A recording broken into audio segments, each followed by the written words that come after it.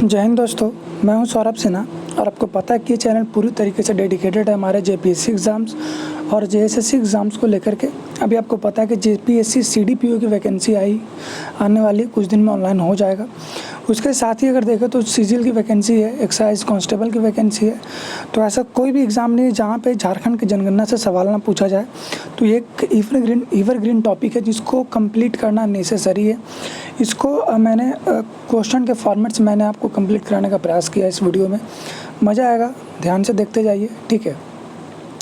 पहला सवाल है कि 2011 की जनगणना का अंतिम रिपोर्ट कब पेश किया गया। पहला ऑब्जेक्टिव क्वेश्चन हो सकता है तो 7 जनवरी 2014 को। उस रिपोर्ट के अनुसार झारखंड की कुल आबादी कितनी है। तो आपके ऑप्शन यहाँ पे ये है, मैं आपको डायरेक्ट आंसर बताता हूँ। तो 3,29,88,134। आपको जनरली ऑप्शन में मिलेगा 3.29 करोड़, ठीक है। लेकिन अगर एग्जैक्ट डाटा याद रखेंगे तो याद रखना है 3,29,88,134 आपको याद रखना है, ठीक है। इसके बाद है जनसंख्या के दृष्टिकोण से 2011 की जनगणना के अनुसार झारखंड का देश में कौन सा स्थान है। तो ये आपका स्थान है 14वां स्थान है, ठीक है, 14 नंबर। उसके बाद एक तीसरा नंबर क्वेश्चन ये है कि 2011 की जनगणना के अनुसार झारखंड की कुल जनसंख्या का भारत की कुल जनसंख्या का कितना प्रतिशत है। तो इसका आंसर हो जाएगा 2.72%, ठीक है। इसके बाद 2011 की जनगणना के अनुसार झारखंड में महिलाओं तथा पुरुषों की जनसंख्या का क्रमशः क्या है। ये डाटा अगर आपको याद होगा तो भी ठीक है, नहीं भी याद होगा तो ऐसे सवाल पूछे बहुत कम जाएंगे। तो महिलाएं की जो संख्या है वो आपका 1.60 करोड़ यहाँ पे मान के चलिए, या 1.61 करोड़, और पुरुष का हो जाएगा 1.69 करोड़। ऐसे भी आप इसको याद रख सकते हैं। बाकी ये जो डाटा एक्सटर्नल लिखा हुआ है इस तरीके से सवाल आपसे नहीं पूछा जाएगा, ठीक है। 2011 की जनगणना के अनुसार झारखंड में ग्रामीण आबादी कितनी है। तो आपको पता है कि 3.29,329,88,134 करोड़ आबादी है। उसमें जो आपका झारखंड में ग्रामीण क्षेत्र जो है जहाँ पे आबादी लोग रहते हैं 2.50 2.5 करोड़ की जो आबादी है वो कहाँ रहती है। तो आपका झारखंड में रहती है, मतलब ग्रामीण क्षेत्रों में। उसके बाद ही अगर ये आबादी अगर शहरी क्षेत्रों की अगर हम बात करें तो कितनी आबादी यहाँ पे, तो याद रखिएगा 79,33,061, ठीक है। इसके बाद यहाँ पे झारखंड की कुल जनसंख्या का पुरुष का कितना प्रतिशत है। तो आपको यहाँ पे जनरली याद रख लेना है कि अप्रॉक्सीमेट यहाँ पे 52% के आसपास जो है वो क्या है, पुरुष है, और 48% के आसपास महिला है। तो इस हिसाब से ऑप्शन आपका सी होगा यहाँ पे। और अगर महिला की बात करें तो 48% के आसपास, यानी कि ऑप्शन डी हो जाएगा, ठीक है। झारखंड की कुल कितनी प्रतिशत जनसंख्या गाँवों में निवास करती है। तो आपको पता होना चाहिए कि 75% जो आबादी है वो गांव में है और 25% जो आबादी है वो शहर में। तो ऑप्शन बी सही हो जाएगा। और अगर शहरों की अगर हम बात करें तो वही आंकड़ा यहाँ पे जो लिखा हुआ है आगे वो 25% के आसपास हो जाएगा। तो यहाँ पे 25% एग्जैक्ट नहीं, 25% के आसपास। तो यहाँ पे इस हिसाब से आपका डाटा होना चाहिए 25.10%, ठीक है। अब यहाँ पे बात करें नवीनतम आंकड़ों के अनुसार झारखंड के किस ज़िले में जनसंख्या सबसे ज़्यादा है। ऐसा कौन सा ज़िला है जिसमें झारखंड की सबसे ज़्यादा आबादी रहती है। तो रांची। ये ऑप्शन से भी तुक्का भी मार सकते थे, सही है, क्योंकि राजधानी भी तो जाहिर सी बात है कि जनसंख्या यहाँ पे अधिक होगी ही होगी। उसके बाद है कि 2011 की जनगणना के अनुसार किस ज़िले में न्यूनतम जनसंख्या पाई जाती है। ऐसा कौन सा ज़िला है जहाँ पे जनसंख्या सबसे कम है। तो लोहरदगा, ठीक है। इसके बाद है कि 2011 की जनगणना के अनुसार झारखंड की जनसंख्या का जनघनत्व कितना है, जनसंख्या घनत्व कितना है। तो आपको पता होना चाहिए 414 है। और ये जनसंख्या घनत्व क्या है कि 1 किलोमीटर स्क्वायर एरिया में कितने आबादी वहाँ पे रह रही है, ये आपका पॉपुलेशन डेंसिटी कहलाता है, ठीक है। तो 414 है, याद रखेंगे। तो जनसंख्या घनत्व के मामले में भारत का झारखंड का भारत में कौन सा स्थान यहाँ पे है। तो यह स्थान आपका है 14वां। तो आप कैसे याद रखेंगे, देखिए 414 है, लास्ट का दो डिजिट जो आपका यहाँ पे शो कर रहा है वो एक तरीके से मान लीजिए कि वो आपका रैंक शो कर रहा है। तो 414 में लास्ट का 14 जो लिखा हुआ है वो आपका रैंक है पॉपुलेशन डेंसिटी के बेसिस पे। और इस बार जनगणना से सवाल पूछा जाएगा क्योंकि इस बार भी 2021 में जनगणना का कार्य शुरू हुआ है। तो लास्ट टाइम कोई अब ये एग्ज़ाम जो भी हो रहे झारखंड में वहाँ से सवाल तो पूछे ही जाएंगे। इसके बाद एक जनगणना 2011 के आधार पर झारखंड के किस जिले में सबसे ज़्यादा जनघनत्व पाया जाता है। जनसंख्या घनत्व सबसे ज़्यादा किस जिला में, तो धनबाद, ठीक है आपको। और अगर सबसे कम पूछा जाएगा तो वह सिमडेगा। तो यहाँ पे पूछा गया कि जनगणना 2011 के अनुसार न्यूनतम जनसंख्या घनत्व वाला जिला सिमडेगा, यहाँ पे बता चुका है। पूछा कि जनसंख्या घनत्व कितना है सिमडेगा का, तो 159 है, याद रखेंगे। और अगर धनबाद की बात करेंगे तो धनबाद की बात करेंगे तो 1316 है, ठीक है। तो याद रखेंगे कि जो सिमडेगा है 159 है, और धनबाद की अगर बात करेंगे तो सबसे ज़्यादा है तो 1316, यहाँ पे याद रखेंगे। फिर यहाँ पे लिखा है कि झारखंड में न्यूनतम जनसंख्या वाला जिला लोहरदगा है, ठीक है। मैंने बताया कि सबसे ज़्यादा कौन सा है, रांची, सबसे कम लोहरदगा। तो आपको ये बताना है कि लोहरदगा में आबादी कितनी है, तो 4,61,790। मोटामोटी आप याद रखिए 4.61 लाख ही याद रख सकते हैं। अब यहाँ पे क्या है कि जनसंख्या घनत्व के आधार पे मैंने बताया कि सबसे ज़्यादा कहाँ पे है, धनबाद में है। सबसे कम कहाँ पे है जनसंख्या घनत्व, तो कमेंट करके बताइएगा। मैंने अभी बताया, क्वेश्चन के ही फॉर्मेट पे मैंने बताया। तो सबसे कम आपका मैंने बता दिया था कि ये सिमडेगा है, ठीक है। कितना है, 159। तो जनसंख्या घनत्व के आधार पर झारखंड के निम्नलिखित 3 जिलों को अवरोही क्रम में आपको व्यवस्थित करना है। यहाँ पे ऑप्शन दिए गए, तो पहला ऑप्शन है धनबाद, बोकारो, रामगढ़। तो जिस यहाँ पे अगर आप देख पाएंगे तो पहला आंसर धनबाद से शुरू होगा, तो ऑप्शन बी को आप काट दीजिए, ठीक है। तो यहाँ पे राइट आंसर आपका निकल के आएगा कि पहले धनबाद है, फिर बोकारो है, फिर रामगढ़ है, ठीक है। याद रखेंगे इसको। जनसंख्या घनत्व के टॉप 3 में कौन है, पहले धनबाद, धनबाद के बगल में है बोकारो, और बोकारो से सटता है रामगढ़, याद रखेंगे। जनसंख्या जनघनत्व के अनुसार झारखंड के जिलों को आरोही क्रम में व्यवस्थित करें, यानी जो सबसे कम कौन है, फिर उसके बाद कम कौन है, उसके बाद कम कौन है, यानी सबसे लोएस्ट से टॉप 3 कौन है वो बताना है। तो सबसे कम कौन था, सिमडेगा, तो ये ऑप्शन छट गया, ये भी ऑप्शन छट गया।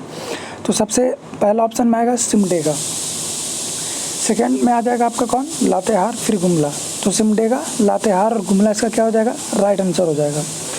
इसके बाद है कि झारखंड के किस जिले में सबसे ज़्यादा लिंगानुपात पाया जाता है। झारखंड के किस जिले में सबसे ज़्यादा सेक्स रेशियो है, तो पश्चिमी सिंहभूम में। बताऊंगा कितना है, अभी वेट करिए। और सबसे ज़्यादा पश्चिमी सिंहभूम है, सबसे कम की अगर हम बात करें यहाँ पे तो आपका हो जाएगा धनबाद। धनबाद के बारे में मैंने ये बताया कि सबसे ज़्यादा जनसंख्या घनत्व सबसे ज़्यादा धनबाद में है, और सबसे कम सिमडेगा में है। सबसे ज़्यादा सेक्स रेशियो पश्चिमी सिंहभूम में है, सबसे कम सेक्स रेशियो धनबाद में है, याद रखेंगे। तो झारखंड राज्य का लिंगानुपात कितना है, तो ये बहुत इंपॉर्टेंट क्वेश्चन है, बहुत सारे एग्जाम में पूछा गया है। तो 949 इसका राइट आंसर है, याद रखेंगे। शिशु लिंगानुपात कितना है, तो ये याद रखेंगे 948, ठीक है।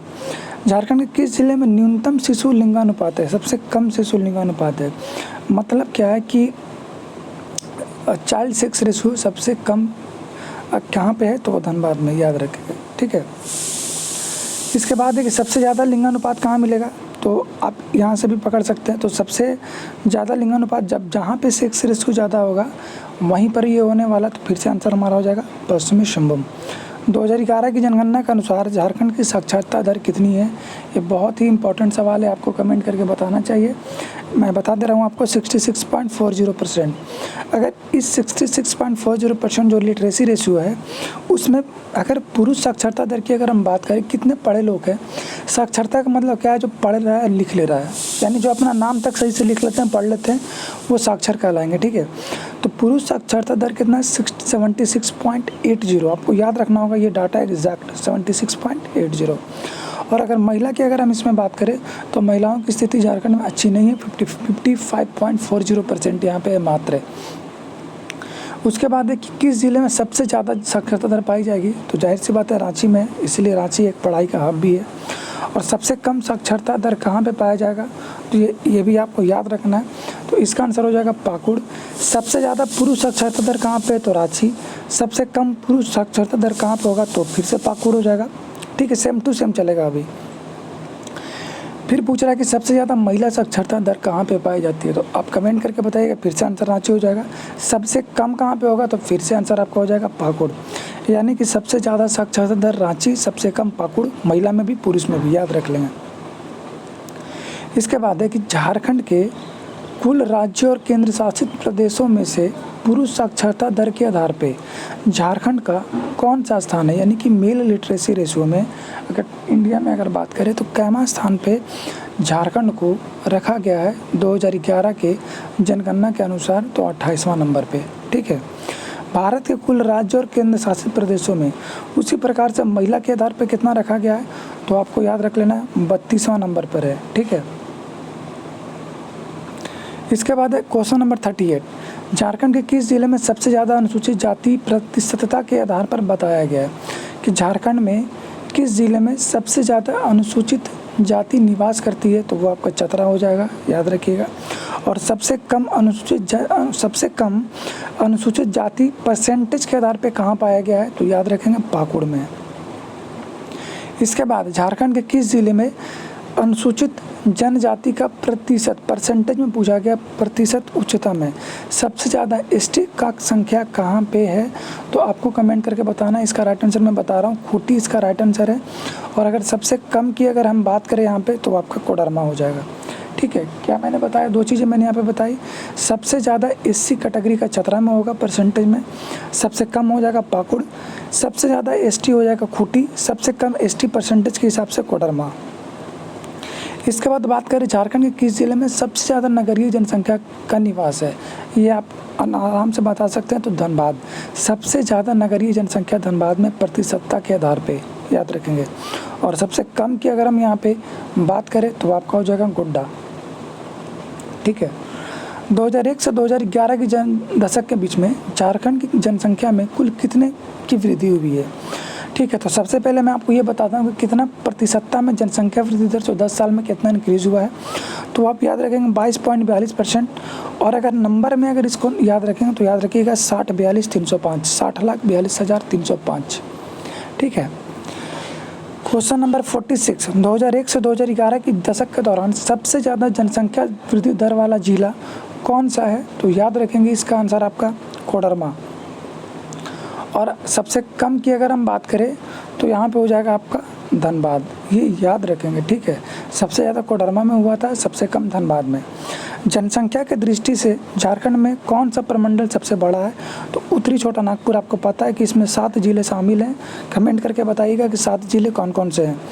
जनसंख्या की दृष्टि से सबसे छोटा प्रमंडल कौन सा है, तो बता सकते हैं आप, तो पलामू जो है सबसे छोटा है। कोल्हान प्रमंडल जो है सबसे नया प्रमंडल है, नवीनतम प्रमंडल है, मैं बता चुका हूँ।